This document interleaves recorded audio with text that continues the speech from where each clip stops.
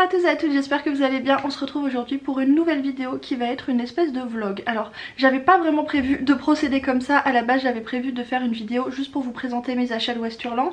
Et en fait j'ai 2 jours de congé devant moi, en train de lire des trucs cool, donc je me suis dit qu'on allait tout agglomérer dans une seule vidéo. Et voilà, c'est tout.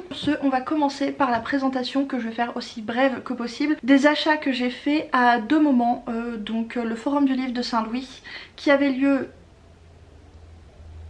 j'ai oublié les dates, qui avait lieu fin avril, et à Westerland qui avait lieu le week-end dernier. Et autant vous le dire tout de suite, j'ai carrément pété un câble, que ce soit au forum ou à Westerland, j'ai craqué. Ah mais ça arrête pas de bouger, ça m'agace ça. Oh là là, peut-être si je mets comme ça. J'ai acheté beaucoup de livres, vraiment beaucoup. J'ai acheté Mon traître de Sorge Chalandon au forum du livre de Saint-Louis, puisque Sorge Chalandon était le président de cette 41e édition. J'ai déjà lu Mon traître que j'ai absolument adoré, qui m'a bouleversée. Du même auteur, j'ai pris au même moment L'Enragé, qui est donc sa dernière parution, livre de l'année 2023 pour le magazine Lire. Sorge Chalandon qui va très probablement devenir un de mes auteurs préférés, puisque vraiment le personnage, ce qu'il écrit, ses thématiques me bouleversent, mais on en parlera dans une prochaine vidéo. Bref, en fait j'ai acheté tellement de livres, je sais même pas où les mettre sur le bureau, je crois que je vais les mettre par terre. Au Rome, j'ai pris Le Zoo de Rome de Pascal Janowczak, là c'est aux poches de chez Babel, Pascal Janowczak, que je n'avais pas particulièrement prévu de lire, mais que j'ai trouvé fort sympathique et qui m'a fait beaucoup rire. Et c'était la libraire de ma ville qui en avait parlé en bien. Alors très clairement ça sort de mes habitudes de lecture, mais c'est aussi ce qui est chouette en ce moment dans ma vie, c'est que j'ai envie de nouvelles choses, donc voilà. Ensuite j'ai pris quasiment tous les bouquins d'une autrice dont je vous ai déjà parlé, mais alors dont je vous ai assez peu parlé finalement, parce que j'ai commencé à la lire globalement au moment où j'ai déserté YouTube, mais je vous en ai quand même un petit peu parlé il me semble. J'ai pris les bouquins de Chloé Chevalier, donc Chloé Chevalier qui est l'autrice de Loin des îles Mauves, premier tome que j'avais lu et beaucoup aimé, donc j'ai pris le 2e tome pendant le forum. Et surtout Chloé Chevalier, je l'ai découverte avec sa saga de fantasy Les récits du demi-loup aux éditions, là c'est les intégrales de chez Le Mouton Électrique, donc j'ai pris l'intégrale 1 et l'intégrale 2, puisque pour être tout à fait transparente avec vous, j'avais commencé la saga en les lisant sur liseuse. C'est une saga que je lis un petit peu de manière suivie avec Lucie Alu. Et en fait je doute de est-ce que je vous ai parlé de cette saga ou pas sur YouTube, je ne sais plus. Je vous en ai pas parlé et que vous voulez savoir un petit peu plus de quoi ça parle en attendant que je vienne vous faire le retour complet sur la saga, vous pouvez aller voir du coup les vidéos de Lucie, parce que je crois qu'elle a dû en parler, c'est quasiment sûr.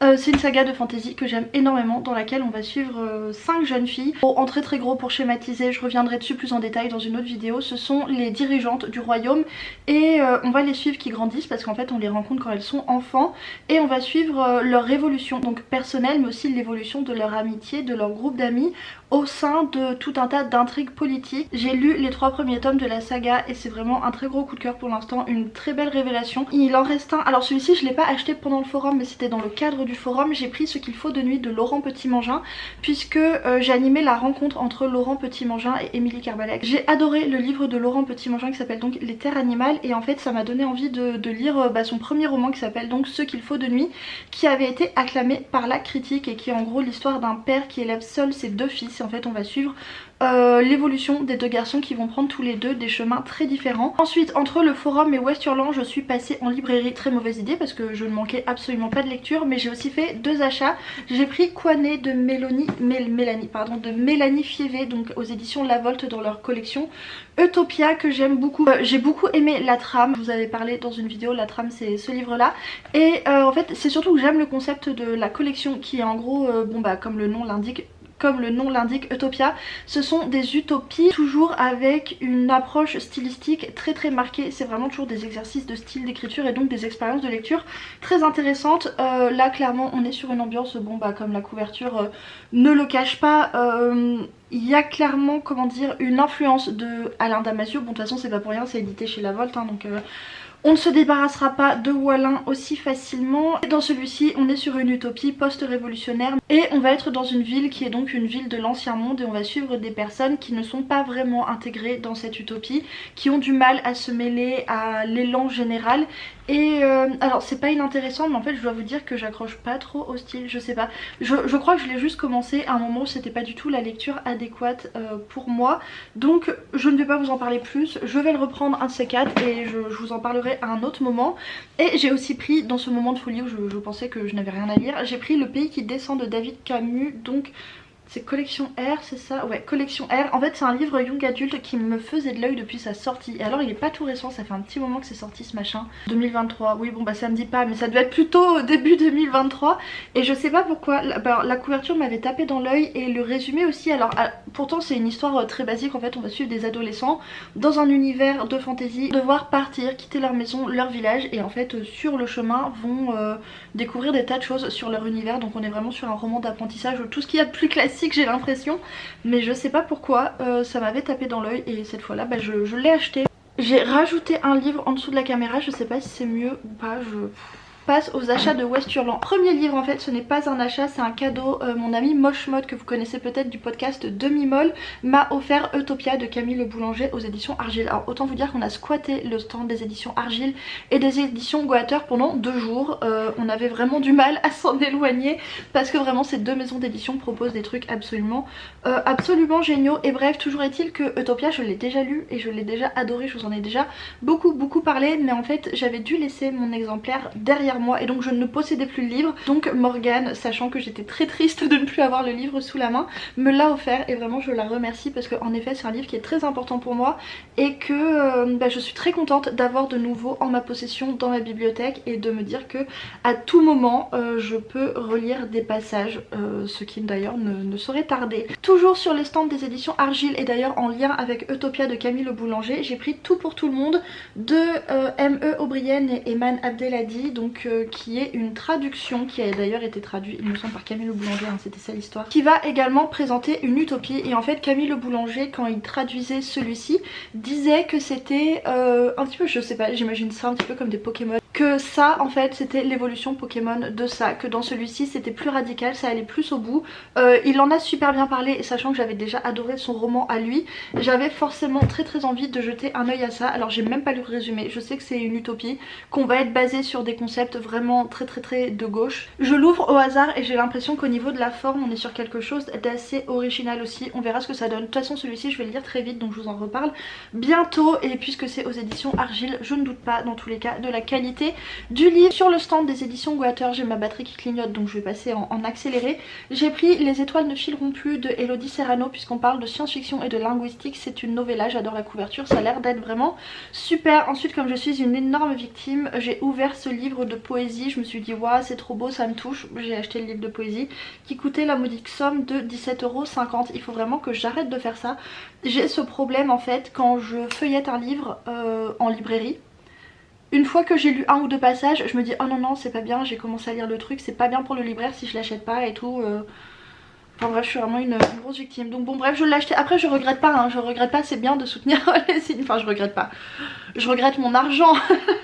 Oui je regrette un petit peu. Mais en même temps c'est bien de soutenir les initiatives, voilà, de poésie locale, de petits trucs engagés, d'artisans locaux. Enfin bon bref, vous voyez un petit peu l'idée, c'était un don. Voilà, j'ai fait un don aux éditions Goater. J'ai pris le tome 3 de Capitale du Nord à Claire du Vivier puisqu'elle était là, c'était l'occasion. Ensuite je suis à nouveau vraiment une énorme victime. J'avais failli l'acheter déjà l'année dernière et j'avais résisté, j'avais pris à la place, que je n'ai pas lu, j'avais pris à la place l'Évangile selon Myriam, donc de Katie Stewart, qui était de la fiction aux éditions Nemos, que je n'ai pas lu. Et en fait je sais pas, j'ai à nouveau vu l'autrice, je me suis dit à nouveau ouais elle est vraiment trop cool, tout ce qu'elle dit est hyper intéressant, hyper pertinent. J'ai donc pris son livre de non-fiction qui s'appelle Le futur au pluriel, réparer la science-fiction, dans lequel elle parle de la science-fiction comme son nom l'indique et de tout ce qu'on pourrait mettre en œuvre pour moderniser un petit peu la science-fiction, et j'accélère puisque ça continue de clignoter. Ensuite derniers achats que je vous présente, c'est ces 3 petites choses des éditions 1115, donc c'est une maison d'édition qui est pas très connue, c'est une maison d'édition indépendante, mais vous savez quoi, en fait ça clignote et je me dis je vous en parlerai tout à l'heure puisque ce que je voudrais vous dire là-dessus c'est en lien avec ce que je voudrais vous dire là-dessus, vous comprendrez pourquoi tout à l'heure. Donc je vais aller brancher ma batterie et puis je vous reprends tout à l'heure pour vous parler de ma lecture en cours et de ces achats que j'ai fait à West Hurlant. Donc voilà, sur ce, avant que ça casse. Alors j'ai chargé la batterie, je vous reprends. Je n'ai pas lu, je voulais terminer Arborescente, là, le livre vert, pour vous parler de tout ça, mais j'ai passé les 2 dernières heures à... Attendez, je vous pose. J'avais prévu de lire parce que je voulais venir vous reparler tout de suite de Arborescente de Frédéric Dupuis qui... Attendez. Ce livre là qui me reste, il doit me rester une petite cinquantaine de pages, même un peu moins à lire pour vous en parler. Et bref, j'avais prévu de faire ça et en fait je me suis retrouvée à discuter. Oula, on est tout flou, on est tout flou. Et en fait je me suis retrouvée à discuter pendant quasiment 2 heures avec Plop et Lucie pour l'organisation du Cocorico Challenge 2024 parce que ça va revenir et cette fois ça va être bien organisé et je serai pas toute seule à faire n'importe quoi, ça va être vraiment très très cool. On vous prépare plein de trucs très chouettes et j'ai trop hâte, franchement ça va être trop cool. Mais bref, oui, je vous reprenais parce que je voulais vous montrer une chose. S'il vous fallait une preuve de lire Chloé Chevalier, la voici, je l'ai mis sur la même étagère que Ursula Le Guin et Naomi Novik. Donc c'est vraiment une preuve d'amour. Et regardez comme c'est beau cette étagère là. J'adore. Bon par contre le reste de la bibliothèque, c'est le bordel. Voilà, c'est le bordel. Là ce que je vous propose c'est qu'en fait je vais faire quelque chose que j'adore faire. Donc là ce que je vous propose c'est que je vais ranger toutes mes bibliothèques et là du coup comme ça je pourrais vous montrer un petit peu à quoi ça ressemble et surtout vous parler un petit peu de ma pile à lire. Mais en même temps je me dis si je fais ça, cette vidéo va durer 400 ans donc on verra. Mais dans tous les cas faut que je range mon bordel donc voilà. Trop bas. Alors, on se retrouve, on est du coup mercredi, toujours mercredi, je me suis juste changée parce que j'ai fait la sieste entre temps. J'ai terminé Arborescente de Frédéric Dupuis et il va donc être temps de vous parler de cette lecture, sachant que ça ne va pas être facile parce que vraiment ce livre... Alors c'est excellent, déjà, par quoi on va commencer par ça, j'ai adoré, c'est vraiment une très bonne lecture, c'est très original, mais ce qui va rendre la chronique difficile, c'est que c'est un livre dont je ne pourrais pas situer le genre déjà. À un moment je me suis dit ok c'est de la weird fiction, mais la weird fiction c'est pas tout à fait ça non plus, le new weird c'est pas tout à fait ça non plus. Peut-être qu'on est sur un new weird fiction, je sais pas, il faudrait que j'en parle avec l'auteur, j'ai hâte d'ailleurs de discuter avec lui. Mais par quoi commencer? Oh, j'ai une migraine vous savez, qui a ça, bon, je la sens, elle est derrière les yeux. Il faut pas grand chose pour qu'elle vienne m'exploser à la face.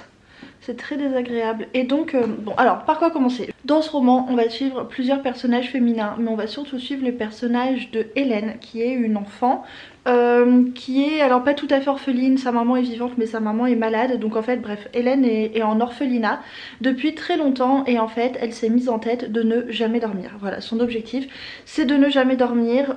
On va découvrir pourquoi, enfin voilà, il y a une raison à ça dans le livre. Une enfant qui est très spéciale, qui est très à part, qui n'est pas franchement très aimable et en fait elle a une maladie un petit peu particulière et un jour quelqu'un va venir la chercher et va l'amener dans un endroit où on soigne des gens, où il y a des patients, mais en fait c'est un endroit qui est très particulier puisque c'est dans une espèce de forêt luxuriante, pleine de magie en fait. Enfin on ne sait pas, en fait c'est une des caractéristiques du livre, c'est qu'on ne sait pas si on est face à de la magie ou de la technologie. Elle se retrouve dans cet endroit qui s'appelle la Serre où il y a donc plein de choses très étranges, des espèces d'animaux mécaniques qui parlent, qui interagissent avec elle. Et c'est un endroit qui est caché et qui est très secret et on se doute bien au vu de la technologie ou de la magie qu'il y a qu'il ne faudrait pas que le secret soit éventé puisque il y a des tas de gens qui seraient prêts à payer très cher pour mettre la main sur cette magie technologie, sur les soins qui sont apportés aux gens à cet endroit. Et en fait elle va surtout découvrir qu'elle est un petit peu à part puisque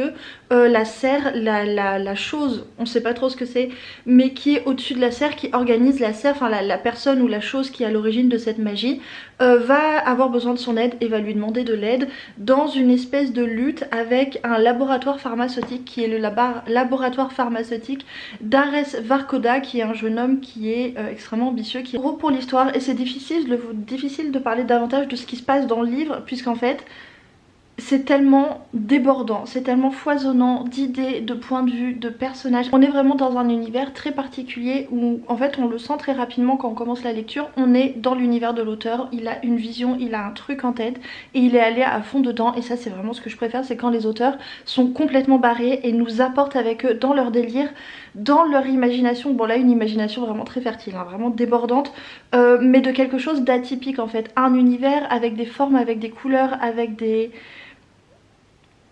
voilà qui n'appartiennent qu'à lui, qui ne ressemblent qu'à lui. Et vraiment là c'est un univers qui est, je sais pas si vous entendez le petit chat qui ronfle derrière, c'est un univers entre la magie et la technologie. On pourrait pas trop, on peut pas trop savoir, on sent qu'il y a des puissances très fortes derrière, mais on ne sait pas qu'est-ce que sont ces puissances. En fait on peut imaginer beaucoup de choses, on n'a pas encore beaucoup de réponses. En fait ça m'a beaucoup fait penser aux Portes perdues de Sinan Bagwire, vous savez la saga des enfants indociles. On a des personnages qui arrivent dans des mondes parallèles et ce sont des mondes qui reposent sur d'autres principes que les nôtres. Par exemple il y a le monde qui est entièrement en sucre, on a le monde où tout le monde est mort, on a les mondes avec des gens qui se nourrissent de trucs particuliers. Enfin, c'est toujours très arbitraire, c'est toujours très perché. Et là, je ressens vraiment la même chose dans le sens que l'auteur, il a eu son idée et il n'a pas transigé dessus. Il est allé à 300% sur son idée, sur son univers.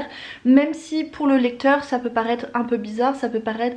Vous savez, on est un petit peu sur une frontière entre justement la weird fiction et l'onirique. On est vraiment sur des choses qui sont du domaine du rêve ou du cauchemar ou de l'imagination presque enfantine en fait. Et le risque quand on a un univers qui est aussi tranché, c'est que bah, si c'est pas notre délire, on ait du mal à rentrer dedans. Mais là je trouve que l'auteur nous emmène vraiment avec lui en fait. On reste pas face à un univers qui est abscon pour nous, qui est opaque, qui est juste trop personnalisé, ce qui fait qu'on n'aurait pas d'accroche pour nous réussir à rentrer dedans. Il nous emmène dedans et même si on comprend pas tout, je trouve qu'il y a vraiment un sentiment de découverte. C'est vraiment une expérience de lecture où on est amusé et surpris en fait de cet univers et on se demande en permanence où est-ce que ça va nous emmener. Donc voilà, j'adore l'univers, j'adore la plume de l'auteur et je suis assez friande de cette espèce de secret où on sait pas trop finalement d'où vient cette magie, cette technologie, on sait pas trop d'où viennent ces éléments, on sait pas trop qu'est-ce que c'est que cette serre, qu'est-ce que c'est que ce monde magique végétal luxuriant. On sait qu'il y a un combat, on sait qu'il y a des antagonistes mais en fait on ne sait même pas qui est qui et qui veut quoi et je trouve que c'est extrêmement prenant. Donc voilà, je m'arrête là, je sais pas trop quoi vous dire de plus là-dessus parce que c'est une lecture, voilà, comme je vous l'ai dit, très atypique et j'ai un petit peu de mal moi-même à m'y retrouver. C'était une excellente lecture, peut-être que je reviendrai dessus quand j'aurai posé un petit peu mes idées, que j'aurai plus de choses à vous raconter. Dans tous les cas, l'auteur a accepté de faire un live sur YouTube où on pourra parler de ça et on pourra aussi parler de sa maison d'édition 1115 qui font notamment ces petits livres que vous avez peut-être déjà vu passer, qui me faisaient de l'œil déjà l'année dernière à West Hurland et là cette année je n'ai pas résisté. J'ai pris le Lionel Davoust, l'Impossible Armada. Alors en fait c'est des novellas qui sont assez compactes, hein, c'est vraiment pas très long et ça a l'air d'être totalement perché dans le même style que Arborescente et j'adore, j'ai vraiment très hâte de découvrir cette maison d'édition et les textes qu'ils proposent puisque je pense qu'on va être sur des types de novellas. Si j'ai bien compris la ligne éditoriale de la maison d'édition, je pense qu'on va être sur des novellas avec des gros partis pris esthétiques, un petit peu des expériences d'écriture, de lecture, des choses vraiment très atypiques. J'imagine pas du tout la même ambiance que la collection 1 heure lumière de Le Bélial. Leur slogan c'est donc édition 1115, agence de voyage littéraire. Et très hâte de découvrir ça et de vous en dire bientôt des nouvelles. Mais je sais pas du tout quand je vais les commencer ou quand je vais prendre le temps de lire ça parce que là je suis sur le tome 4 du cycle de Sif, donc le tome 4, la maison des veilleurs de Patrick Dieudonné, toujours en grand format au Diable Vauvert. Je l'ai pris à West Hurland où il était sorti, je crois qu'il est sorti 2-3 jours avant West Hurland. Donc je savais que j'allais le prendre à ce moment là. Vous savez que le cycle de Sif c'est vraiment mon énorme coup de cœur de fantasy de 2023. J'avais enchaîné les 3 tomes pendant l'été. La référence principale quand on parle du cycle de Sif c'est que ça fait beaucoup penser à l'Assassin Royal de Robin Hobb. C'est le même type de fantasy avec un personnage qui va prendre part aux grands événements magique, politique de son temps en fait, qui va se retrouver en prise avec voilà, les intrigues politiques, avec tout un tas de trucs qui vont se passer à son époque. Un personnage qui est à la fois un acteur des événements de l'époque mais aussi un témoin de tout un tas de choses. Et j'adore, c'est super bien écrit, c'est vraiment très bien écrit. On sait pourquoi l'auteur il met 4 ans avant de sortir chaque bouquin parce que c'est vraiment très précis dans le choix de vocabulaire, on sent qu'il y a une attention toute particulière à la plume, on a des moments qui sont très contemplatifs, très introspectifs, c'est à chaque fois c'est une belle immersion et surtout ce que j'adore, bon j'aime beaucoup le personnage, j'aime beaucoup l'univers, j'aime beaucoup l'intrigue, mais surtout ce que j'aime c'est qu'on voyage et que l'auteur nous fait découvrir des peuples, des communautés avec toujours des valeurs proches de ses valeurs à lui. On va avoir des nomades, on va avoir les gens de la forêt, on va avoir le peuple de guerriers anarchistes, on va avoir des montagnards, on va avoir des gens sur voilà, d'un autre empire. En fait on découvre plein de choses, plein de modes de vie et tout ça s'articule dans une grande fresque politique et j'adore. Voilà. Je ne dis pas plus pour l'instant, de toute façon comme c'est un tome 4 je sais pas trop si je vais pouvoir vous raconter grand chose, mais voilà, je m'arrête là pour ce soir parce que j'en ai un petit peu marre et essayer de trouver quoi dire là-dessus ça m'a un petit peu cassé la tête. Donc voilà, sur ce je vous laisse et je vous reprends bientôt, je sais pas quand mais voilà. Ouh là là. Bah écoutez on va faire avec hein, on est dimanche. On est dimanche, il faut pas trop en demander le dimanche. Bonjour tout le monde, on se retrouve, on est dimanche et je réalise que je vous ai absolument pas montré ma bibliothèque. Attendez, je sais même pas si j'ai fait le focus. Bon, c'est pas grave, de toute façon, je vous cache pas que je préférais un petit peu de flou sur ma tête aujourd'hui. Je réalise qu'en fait je vous ai pas montré ma bibliothèque, j'avais dit que je le ferais, mais en fait je crois que je le ferai pas, enfin pas dans cette vidéo, peut-être une autre fois. Je vous prends du coup parce que là il fait un temps magnifique, je vais aller lire au parc et en fait je suis en train de lire ça en ce moment. J'ai un tout petit peu dépassé la moitié pour l'instant, c'est vraiment très bien. Un tout petit peu, enfin c'est à dire que l'auteur m'a dit que dans ce tome là on arrivait à un point de convergence et je suis page 353, il s'est passé 4 millions de choses. Mais quand est-ce que ça converge Patrick? Quand est-ce que les choses vont... Ah j'ai envie d'avoir des réponses, j'ai envie que... Mais bon c'est génial, c'est vraiment très bien, c'est extrêmement bien écrit, c'est même excessivement bien écrit. Voilà bref, je vous en parlerai plus tard parce que je vais prendre ça au parc, mais en fait ce que j'aimerais bien, ce qui serait vraiment chouette, c'est que je conclue ce vlog en vous faisant un vrai retour de lecture, histoire que cette vidéo ressemble un petit peu à quelque chose parce que là pour l'instant... j'ai exporté mes fichiers et tout et je me dis mais je vous raconte que du blabla en fait dans cette vidéo. Bref du coup je me dis ce serait bien que je lise un livre en entier, que je vous en parle en fin de vidéo et qu'il y ait un point lecture. Voilà du contenu littéraire dans cette vidéo, ça pourrait être pas mal et donc je vais lire l'une de ces 4 choses. Alors ça vous savez c'est les éditions de 1115, c'est des très courtes novellas et ça c'est les trucs encore plus petits, les trucs encore plus petits. Ça fait 30 pages, c'est par Camille Le Boulanger donc ça c'est sûr, je vais les lire au parc. Je vous raconterai ce que c'est, je vous parlerai du projet, c'est un super projet que j'adore vraiment cette maison d'édition. Pour l'instant tout ce que j'ai vu j'aime beaucoup et j'ai très hâte de parler avec l'éditeur pour tout ça, mais bref on en parlera une autre fois. Et sinon j'ai aussi ces 3 novellas. Alors j'ai donc aussi aux éditions 1115 Traduction vers le rose de Esmé Dubois et j'ai L'impossible Armada de Lionel Davoust.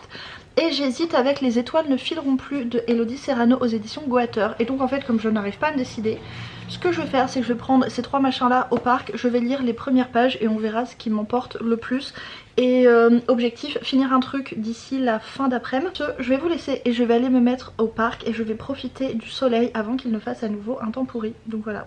Je vous reprends plus tard. Rebonjour tout le monde, alors on se retrouve à peu près 3 semaines j'imagine depuis la dernière fois que je vous ai prise dans cette vidéo, que je vous ai pris pardon dans cette vidéo, je sais pas pourquoi j'ai féminisé ça. Enfin, je sais pas pourquoi j'ai accordé comme ça mais bon bref, comme d'habitude, comme ces 6 derniers mois à peu près, j'avais commencé un vlog et ensuite j'ai totalement oublié et maintenant je sais plus du tout en fait de quoi je vous parlais la dernière fois. Il me semble que j'avais commencé le cycle de Sif, le tome 4 peut-être, je sais plus et je vous avais dit que je vous en parlerai. Et bah du coup non, parce que du coup j'ai fait un point lecture pour vous et le point lecture est tourné, voilà il n'y a plus qu'à monter. Je vous ai parlé dans ce point lecture de mes dernières lectures, donc je vais pas revenir dessus maintenant, même si peut-être que c'est ce que je vous avais annoncé que je ferais, je suis vraiment désolée. Je sais que ça part un petit peu en sucette les vidéos mais écoutez, on fait comme on peut. On fait comme on peut. Pour information, je suis en train de lire L'ère de la supernova de Liu Cixin, j'essaie de le lire puisqu'à vrai dire... c'est un livre que j'ai acheté à sa sortie donc ça remonte un petit peu et à chaque fois que j'essaie de me plonger dedans j'y arrive pas. C'est pas du tout que le livre n'est pas prenant parce que le livre est très bien pour l'instant, ce que j'ai lu, j'ai pas lu grand chose mais je sais pas, c'est jamais le moment ou alors j'ai un truc qui me perturbe, j'ai un truc qui me travaille, je suis pas en forme, je suis pas... Enfin bref du coup là l'objectif de ce week-end c'est d'arriver à me poser et de dévorer cette petite chose qu'en plus j'ai très envie de lire. Je l'aime tellement, j'ai envie de faire de l'ASMR dessus, bon, bref. Et sinon, dernièrement, vous avez peut-être vu sur Instagram, je ne poste pas grand chose, mais je vous mets quand même des extraits de poésie parfois, donc est-ce que ça vaut pas le coup de continuer à me suivre malgré tout, même si je vous poste plus de... J'ai voulu faire un mix entre chronique et critique, mais c'est pas grave. Bref, je me suis remise à la poésie, je vous en ai parlé, je vous ai parlé de ces 3 machins là dans la vidéo, dans le point lecture que j'ai tourné ce matin, donc je vais pas revenir dessus. Mis à part pour dire que Cécile Coulon, bon je l'aimais déjà beaucoup avant mais je l'aime de plus en plus. Voilà, toute cette poésie dernièrement dans ma vie m'a donné envie de encore plus de poésie. Donc là je m'apprête à aller en ville et à aller à la librairie évidemment. Est-ce que j'ai besoin de livres? Pas du tout, j'ai 1000 fois trop de trucs à lire chez moi. Mais j'ai largement ce qu'il faut aussi à la médiathèque si jamais vous me posez la question. Dans toutes les médiathèques qui m'entourent il y a largement de quoi faire. Mais écoutez, je vais quand même aller en librairie parce que pourquoi pas après tout. Après tout hein. Donc voilà, je vais aller en librairie. Si j'achète des choses, c'est quand même assez fort probable, je reviendrai par ici vous montrer ce que j'ai acheté. Et sinon dans tous les cas je viendrai clôturer le vlog. Donc voilà. Alors rebonsoir, rebonjour. Je sais pas, est-ce que je vous dis bonjour ou bonsoir? Il est 17h22, ah il me saoule. Je vous jure il me saoule. Alors du coup comme promis je vous montre le résultat du passage en librairie. Je viens de lui mettre des croquettes hein. Je vous jure il meurt pas de faim, il est pas maltraité, il va très bien. Il est juste chiant quoi, il faut le dire. Voilà, bilan des courses, je sais pas ce qui m'a pris. J'ai cru que j'étais riche peut-être aujourd'hui. Ce qui m'a pris. Si, je sais parfaitement ce qui m'a pris et je pense ce qui vous prend aussi parfois quand vous êtes de mauvaise humeur, quand vous n'êtes pas content. Il me semble qu'on est nombreux ici à régler nos problèmes comme ça. Voilà, on règle nos problèmes en achetant des livres et je sais pas, moi ça va, je le vis plutôt bien. Bon bref, du coup... j'ai acheté 3 livres, 2 qui étaient prévus et un qui était totalement imprévu. Donc j'ai pris Les Ronces de Cécile Coulon, de Cécile Coulon dont je vous ai parlé juste avant. Il me semble que c'est son premier recueil de poésie. Il me semble que c'est ça. Bon dans tous les cas j'avais prévu de prendre ça, je l'ai trouvé, je l'ai pris. Ensuite j'avais prévu d'acheter À nos désirs de Elodie Font. Donc À nos désirs dans l'intimité des lesbiennes aux éditions La Déferlante. Alors La Déferlante j'aime beaucoup la revue même si je ne l'achète jamais parce que vraiment c'est cher. Mais par contre ça me faisait vraiment plaisir d'acheter leur livre, d'autant plus que le sujet est assez intéressant et en tout cas m'intéresse beaucoup. Alors si vous l'avez pas vu, si par exemple vous n'êtes pas sur Instagram, parce que oula j'arrive pas à parler, je suis trop fatiguée. Parce que sur Instagram on a été inondé de publicité pour annoncer la sortie de ce livre. Si vous l'avez pas vu passer, donc La Déferlante c'est une revue féministe faite par des femmes, voilà, avec un point de vue vraiment très engagé, on n'y va pas avec des pincettes. Et donc en fait là-dedans elle va recreuser plusieurs témoignages de femmes lesbiennes qui vont parler de leur vie, bah voilà, il y a plusieurs chapitres. Là j'ai vu Se rencontrer, attendez, ouais c'est ça, Se rencontrer, le suivant S'embrasser, le suivant oui non celui-ci je vais pas le lire à voix haute dans une vidéo sinon Se reconnaître, enfin bon bref voilà en gros plusieurs témoignages de femmes qu'elle va croiser et qu'elle va alimenter avec sa propre expérience. Et le craquage. Pirate de lumière de Liv Brooks Dalton. Je n'avais absolument jamais entendu parler de cette personne, je sais même pas, est-ce que c'est son premier roman, j'en sais rien. Aux éditions Galmester vraiment, bon bah évidemment c'est la couverture qui m'a arrêtée puisque... Alors en fait j'allais dire c'est vraiment très beau, je sais pas parce que c'est aussi très dérangeant cette espèce de corse en tête là. Non, vous pensez pas? Je sais pas, je suis dubitative. Mais bon bref, ça m'a quand même attiré l'œil. Et je vais vous lire le résumé. Pendant le pire ouragan que la Floride ait connu, Wanda emporte le nom et les stigmates. Dans cet avenir proche, la montée du niveau des océans, les canicules mais aussi et surtout les tempêtes dantesques rendent une grande partie du monde inhabitable. Le père de Wanda, Kirby, un lignard qui répare les lignes électriques constamment endommagées, refuse de migrer vers le nord. Alors au fil des années, Wanda grandit en s'adaptant au remodelage de son environnement. Sa voisine, Phyllis, lui apprend à survivre et à décrypter les indices sur ce que leur réserve l'avenir, mais partout autour d'eux, la civilisation se replie en direction de territoires moins exposés, et ceux qui s'obstinent à rester sont confrontés à la sauvagerie de la nature comme à celle de leurs semblables. Un roman poignant et élégant, une ode à la résilience. Bon bah alors... Si vous me connaissez un petit peu, vous savez ce qui m'a attirée. J'adore les récits intimiste, poétique, avec un fond d'apocalypse. S'il y a les éléments qui se déchaînent, ça me plaît encore plus. Ça m'a fait penser à Hélène Bukowski, que j'ai aussi vue à la librairie parce qu'elle a sorti La Guerrière, qui a l'air d'être vraiment très bien, mais que j'ai réussi à mettre dans la liste d'achat pour la médiathèque. Donc bah, j'allais pas le racheter, enfin j'allais pas l'acheter pour moi alors qu'il est à la médiathèque, je pense. J'adore le sujet, en plus ça se passe auprès de l'océan, de ce que je vois sur la couverture, donc j'aime encore plus. J'adore, voilà, je vous ai dit, quand il y a des phénomènes climatiques un petit peu qui partent en sucette et tout, mais quand c'est l'océan en plus qui part en sucette, s'il y a des tempêtes et tout, enfin je vais adorer. Donc voilà, j'ai pris ça, je suis ravie de mes achats, même si rien du tout, non, je suis positivement ravie. Et écoutez, on va s'arrêter là pour cette vidéo qui est probablement un poil chaotique. Il y a peut-être même beaucoup d'achats et assez peu d'avis lecture finalement dans cette vidéo. Je sais plus trop ce que je racontais au début. Du coup sur ce, j'arrête là la vidéo. J'espère que ça vous a plu. Je vous souhaite de bonnes lectures, une bonne semaine et on se retrouve bientôt pour une nouvelle vidéo. Et je ne peux pas vous dire quand, puisqu'à chaque fois je vous annonce un moment, une date, finalement ça marche pas du tout. Mais voilà, je vous souhaite quand même de bonnes lectures et à très bientôt sur YouTube ou sur Instagram.